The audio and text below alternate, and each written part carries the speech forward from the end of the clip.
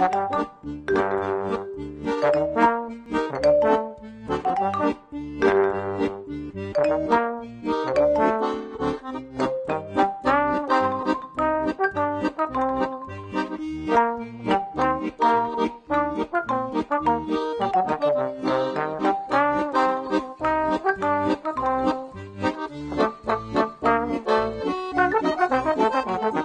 l'époque, mon père il avait une exploitation industrielle. Après quelques années, il a dit non, ça va plus. Je vais vivre en France et je vais faire quelque chose avec des bêtes naturelles, biologiques aussi, qui est bon pour la bête, bon pour l'humain aussi. Donc on a cherché une race très rustique. Mon père il a cherché sur internet en voyageant. Il a trouvé cette race Mangalica. Cette race c'est très spécial parce que ce gras contient beaucoup de bon cholestérol, contient beaucoup d'oméga 3. Et comme c'est une race rustique, ça peut rester dehors tout l'hiver, tout l'été, il n'y a pas de problème. Ça c'est Brice. Lui il s'appelle Brice.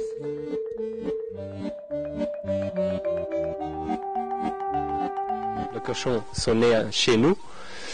On est sévré de leur mère à 3-4 mois à peu près. Après, il reste encore 14 mois en engraissement.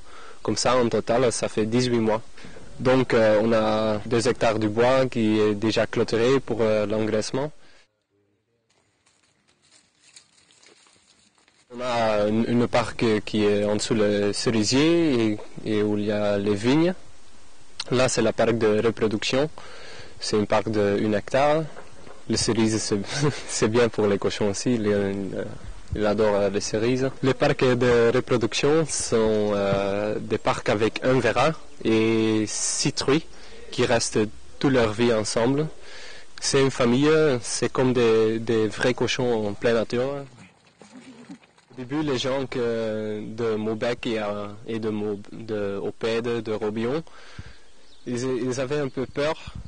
Ils avaient déjà l'idée d'une exploitation industrielle avec tous les problèmes qui viennent avec. Mais quand ils ont vu les cochons qui sont dehors, qui ont de la laine, ils ont beaucoup aimé.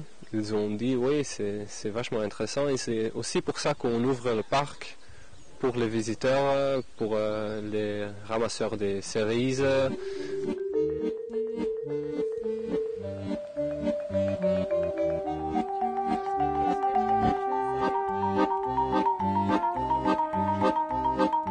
On veut faire quelque chose qui est bien pour l'humain, parce qu'on ne donne jamais des médicaments, jamais des antibiotiques. Et aussi, on ne met jamais plus que 25 par hectare. Ça, c'est aussi pour la terre. Comme ça, la terre, ça va être jamais épuisé.